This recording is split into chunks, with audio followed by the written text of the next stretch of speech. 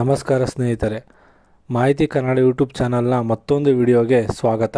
ಸ್ನೇಹಿತರೆ, ಇತ್ತೀಚೆಗೆ ಬೆಂಗಳೂರು ನಗರದಲ್ಲಿ ಹೋಟೆಲ್ಗಳು ಮತ್ತು ರೆಸ್ಟೋರೆಂಟ್ಗಳಿಗೆ ದೊಡ್ಡ ಸಮಸ್ಯೆ ಎದುರಾಗಿದೆ. ಕಾರಣ ಏನೆಂದರೆ ವಾಣಿಜ್ಯ LPG ಗ್ಯಾಸ್ ಸಿಲಿಂಡರ್ಗಳ ಕೊರತೆ ಉಂಟಾಗಿದೆ. ಸಾಮಾನ್ಯವಾಗಿ ಹೋಟೆಲ್ಗಳು ಅಡುಗೆ ಮಾಡಲು 19 ಕಿಲೋಗ್ರಾಂ ವಾಣಿಜ್ಯ LPG ಸಿಲಿಂಡರ್ಗಳನ್ನು ಬಳಸುತ್ತಾರೆ. ಆದರೆ ಕಳೆದ ಕೆಲವು ದಿನಗಳಿಂದ ಈ ಸಿಲಿಂಡರ್ಗಳ ಸರಬರಾಜು ಕಡಿಮೆಯಾಗಿದ್ದು ಕೆಲವು ಕಡೆಗಳಲ್ಲಿ ಸಂಪೂರ್ಣವಾಗಿ ನಿಂತಿರುವ ಪರಿಸ್ಥಿತಿ ಎದುರಾಗಿದೆ. ಬೆಂಗಳೂರು ಹೋಟೆಲ್ಸ್ ಅಸೋಸಿಯೇಷನ್ ಪ್ರಕಾರ ಹಲವಾರು ಹೋಟೆಲ್ಗಳ ಬಳಿ ಒಂದು ದಿನಕ್ಕೆ ಸಾಕಾಗುವಷ್ಟು ಮಾತ್ರ ಗ್ಯಾಸ್ ಉಳಿದಿತ್ತು. ಗ್ಯಾಸ್ ಸಪ್ಲೈ ತಕ್ಷಣ ಸಿಗದಿದ್ದರೆ ಮಾರ್ಚ್ 10ರಿಂದ ಕೆಲವು ಹೋಟೆಲ್ಗಳು ತಾತ್ಕಾಲಿಕವಾಗಿ ಮುಚ್ಚಬೇಕಾಗಿದೆ ಎಂದು ಎಚ್ಚರಿಕೆ ನೀಡಲಾಗಿದೆ.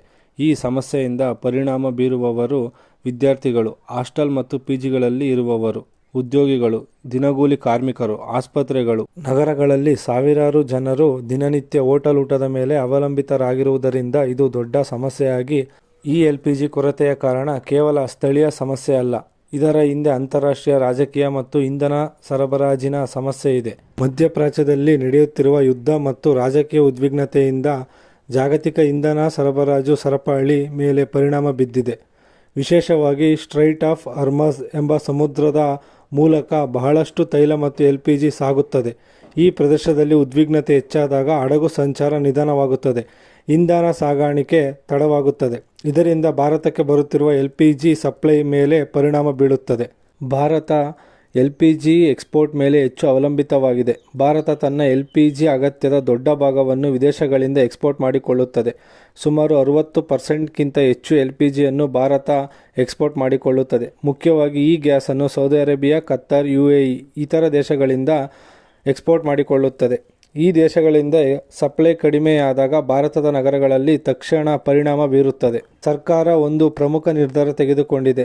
ಜನರು ಮನೆಯಲ್ಲಿ ಅಡಿಗೆ ಮಾಡಲು ಗ್ಯಾಸ್ ಕೊರತೆ ಆಗಬಾರದು ಎಂಬ ಕಾರಣಕ್ಕೆ ಗೃಹ ಬಳಕೆಯ LPG ಸಿಲಿಂಡರ್ಗಳಿಗೆ ಆದ್ಯತೆ ನೀಡಲಾಗಿದೆ. ಇದರಿಂದ ಮನೆಗಳಿಗೆ ಗ್ಯಾಸ್ ಸಪ್ಲೈ ಮುಂದುವರಿಯುತ್ತದೆ. ಆದರೆ ಹೋಟೆಲ್ಗಳಿಗೆ ಹೋಗುವ ವಾಣಿಜ್ಯ LPG ಸಪ್ಲೈ ಕಡಿಮೆಯಾಗಲಿದೆ. ಈ ಕಾರಣದಿಂದ ಹೋಟೆಲ್ಗಳು ಸಮಸ್ಯೆ ಎದುರಿಸುತ್ತವೆ. LPG ಬೆಲೆ ಏರಿಕೆ. ಇತ್ತೀಚೆಗೆ LPG ಸಿಲಿಂಡರ್ ಬೆಲೆ ಕೂಡ ಹೆಚ್ಚಾಗಿದೆ. ಸುಮಾರು ಗೃಹ ಬಳಕೆಯ LPGಗೆ 60 ರೂಪಾಯಿಯಷ್ಟು ಹೆಚ್ಚಳ ಮಾಡಿದ್ದಾರೆ ಹಾಗೂ ವಾಣಿಜ್ಯ LPGಗೆ 100 ರೂಪಾಯಿಗಿಂತ ಹೆಚ್ಚು ಹೆಚ್ಚಳ ಮಾಡಿದ್ದಾರೆ. ಇದರಿಂದ ಹೋಟೆಲ್ ಉದ್ಯಮಿ ಈಗಾಗಲೇ ಆರ್ಥಿಕ ಒತ್ತಡದಲ್ಲಿದ್ದಾರೆ. ಸರ್ಕಾರ ತೆಗೆದುಕೊಂಡ ಕ್ರಮಗಳು. ಈ ಸಮಸ್ಯೆಯನ್ನು ಗಮನದಲ್ಲಿಟ್ಟುಕೊಂಡು ಸರ್ಕಾರ ಕೆಲವು ಕ್ರಮಗಳನ್ನು ತೆಗೆದುಕೊಂಡಿದ್ದಾರೆ.